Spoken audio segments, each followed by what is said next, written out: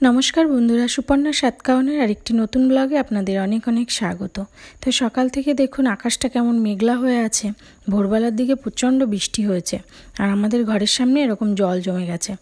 আর পিছনে যে জমিগুলো দেখা যাচ্ছে ওই জমিতে চাষ দিয়েছে একদিন, এবার জল জমেছে, এখন ধান চাষ করবে।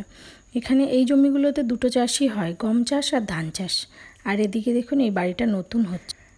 আর এই সামনের বাড়ির আন্টি একটা লেবু গাছ লাগিয়েছে। এই লেবু গাছটাতে সারা বছর লেবু হয়, ওনাদের লেবু কিনে খাওয়া লাগে না, এত পরিমাণে লেবু হয় আর খুব ভালো লেবুগুলো। আর এদিকে একটু বৃষ্টির জল পেয়ে আমার রেইন লিলিগুলো কত সুন্দর ফুটেছে দেখুন, খুব ভালো লাগে। আর এই যে নয়নতারা ফুলও ফুটে আছে, আর এখানে একটা ডাঁটা হয়েছে। এই ডাঁটাটা ফুল এসে গেছে, তো ভাবছি খাবো, তার জন্য আগের দিন কুমড়োও কিনে রেখেছি। আর কদিন রেখে দিলে পেকে যাবে, আর খাওয়া যাবে না। আর এদিকে তুলসী গাছগুলোও বড় হয়ে গেছে।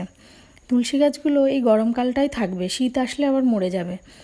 আর এই কুমড়ো গাছটা অনেকটা বড় হয়ে গেছে, তো ভাবছি এখানে একটা ছোট্ট করে দড়ি দিয়ে মাচা দিয়ে দেব।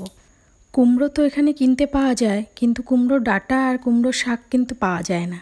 তো এই গাছটা যদি বড় হয় তো কুমড়োর ডাঁটা আর কুমড়োর শাক খাওয়া যাবে, আর কুমড়োর শাক খেতে আমার খুব ভালো লাগে। তো সেই জন্যই আমি লাগিয়েছি। আর কুমড়ো ফুল যদি দুটো একটা হয় তাহলে বড়াও খাওয়া যাবে। বাইরে থেকে ঘুরে টুরে চলে এলাম, এবার ব্রেকফাস্ট বানাতে হবে। কালকে নাইট ডিউটি ছিল, তো সকালে ফোন করে বলেছে কিছু টেস্টি বানাতে। তো আমি এখন আলুর পরোটা বানিয়ে নেব।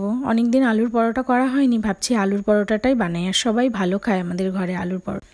আগে থেকে আমি সব কিছু রেডি করে রেখেছিলাম, আর এখন ফটাফট বানিয়ে দেবো, ওরা খেয়ে নেবে। সবাই স্নান টান করে রেডি হয়ে বসে আছে। ওদের পাপা বাড়ি থাকলে আমার সেরকম ওদের জন্য কিছুই করা লাগে না, শুধু খাবারটা বানালেই হয়ে যায়। বাকি খাওয়া দাওয়া স্নান সব কিছুই ওরা ওর পাপার সাথেই করে। আর এখন ওর পাপা মেয়ে মিলে দুইজনে মিলে ড্রয়িং পেন্টিং করতে বসেছে। আর ওদিকে ছেলেটাকে পড়তে বসিয়েছি, ছেলেটা একটু পড়ছে।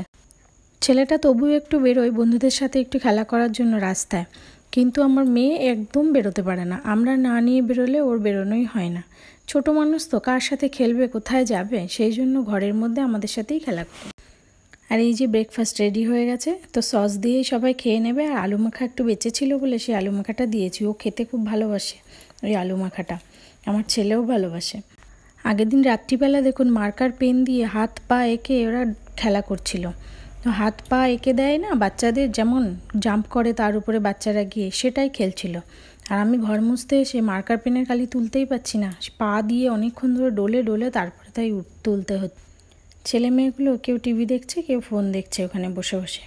আর এত বড় ঘর মুছতে গিয়ে কোমর ব্যথা হয়ে যায়। আর এটা হলরুম কম, প্লেগ্রাউন্ড বেশি, সেই জন্য নোংরাও হয় প্রচণ্ড বেশি। তো ঘরটর মুছে তারপরে আমি রান্না করতে চলে এলাম।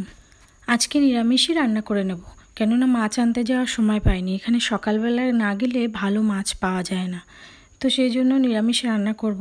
তো কাঁচকলা কিনে রেখেছিলাম আগের দিন, অনেক দিন পর কাঁচকলা পেয়েছি। তো কাঁচকলা দিয়ে আলু দিয়ে তরকারি করে নেব। আর রান্না করব তেল পটল। তো সবজি আমি বাড়ির থেকেই নিই, বাড়ির সামনে আসে সবজি ঠেলা নিয়ে, তো সেখান থেকেই আমি সবজি নিয়ে রাখি।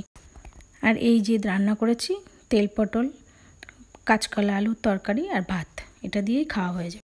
আর এই সন্ধ্যাবেলা পাপা আর মেয়ে দুজনে মিলে সাইকেল পরিষ্কার করতে লেগেছে জল দিয়ে। সারা বারান্দাটা আমার জল দিয়ে ভরিয়ে রেখে দিয়েছে নোংরা। আজকের মতন এই পর্যন্তই বন্ধুরা, দেখা হচ্ছে নতুন কোনো ব্লগে। আর ভালো লাগলে লাইক এবং সাবস্ক্রাইব করে আমার পাশে থাকবেন। ধন্যবাদ।